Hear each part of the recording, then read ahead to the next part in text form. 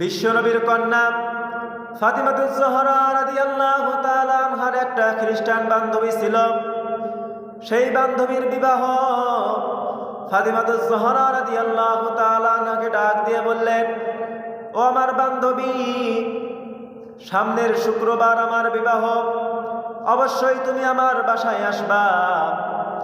ফাতিমাতুজ জোহরা রাদিয়াল্লাহু তাআলা আনহার বান্ধবীর বাবা তার মেয়েকে ডাক দিয়ে বলল, ও আমার মেয়ে, তোমার বিয়েতে আমি যে সমস্ত মানুষদেরকে দাওয়াত দিয়েছি, সবাই টাকাওয়ালা মানুষ, সবাই নামি দামি মানুষ, কোটিপতি মানুষ, অবস্থাশালী মানুষ, সবাই সুন্দর সুন্দর পোশাক পরে আসবে, দামি দামি পোশাক পরে আসবে।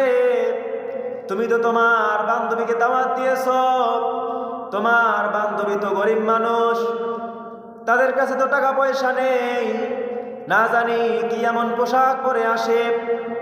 সে যদি খারাপ পোশাক পরে আসে, কম দামি পোশাক পরে আসে, তাহলে আমার নাক কাটা যাবে, তাহলে আমাদের সম্মানহানি হবে, তাহলে আমাদের মান সম্মান চলে যাবে।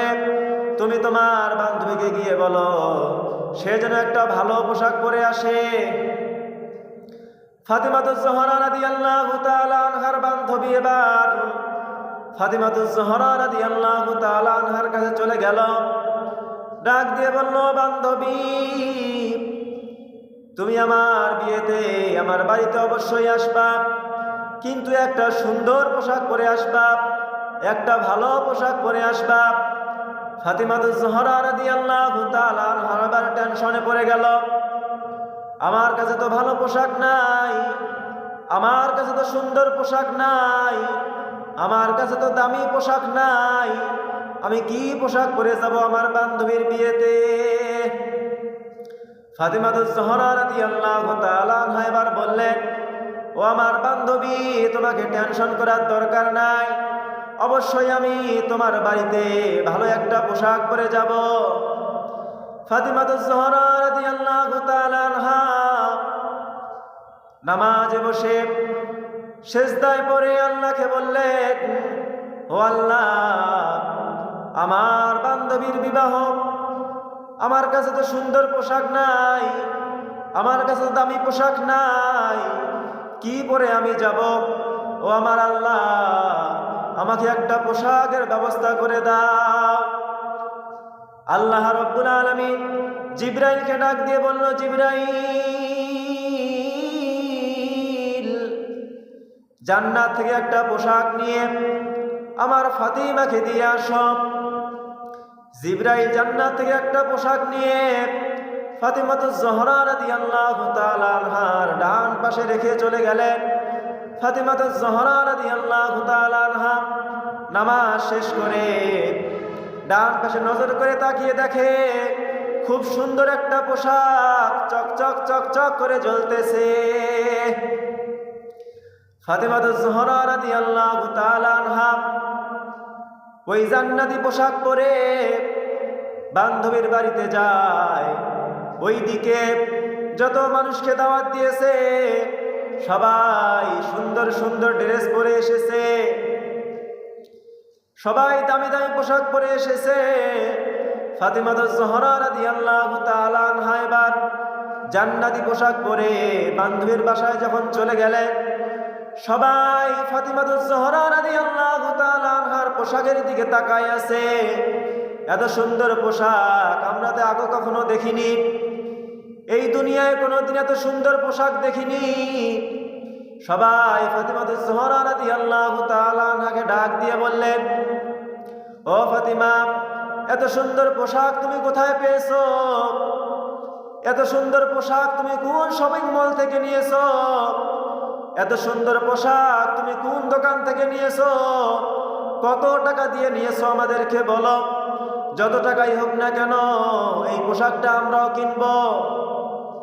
এবার ফাতিমাতুজ জোহরা রাদিয়াল্লাহু তাআলা আনহা ডাক দিয়ে বললেন, সবাই শুনো, এই পোশাক দুনিয়ার কোনো টাকা পয়সা দিয়ে কিনা যায় না, এই পোশাক দুনিয়ার কোনো পোশাক নয়, এই পোশাক হলো জান্নাতি পোশাক।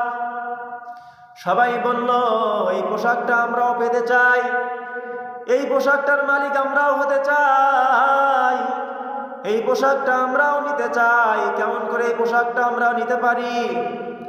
ফাতিমাতুজ জোহরা রাদিয়াল্লাহু তাআলা আনহা এবার ডাক দিয়ে বললেন, অবশ্যই তোমরা এই পোশাকের মালিক হতে পারো, অবশ্যই তোমরা এই পোশাক নিতে পারো, অবশ্যই তোমরাও এই পোশাকের মালিক হতে পারো। তাহলে তোমাদেরকে কিছু কাজ করতে হবে, কিছু ছাড়তে হবে, কিছু ধরতে হবে, আর কিছু আমল করতে হবে। সবাই ডাক দিয়ে বলল, কি ছাড়তে হবে, কি ধরতে হবে, আর কি আমল করতে হবে?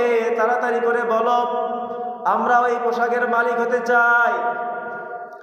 ফাতিমাতুজ জোহরা রাদিয়াল্লাহু তাআলা আনহা এবার ডাক দিয়ে বলল, তোমাদের ধর্ম খ্রিস্টান ধর্ম তোমাদেরকে ত্যাগ করতে হবে, ছেড়ে দিতে হবে।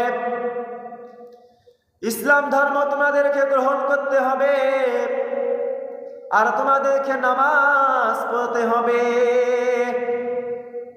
বিশ্বনবী বলেন, আউয়ালু মা ইউহাসাবু বিহিল আবদু ইয়াউমাল কিয়ামাতিস সালাহ। কিয়ামতের দিন সর্বপ্রথম নামাজের হিসাব হইবে। বিশ্বনবী বলেন, মিফতাহুল জান্নাতিস সালাহ।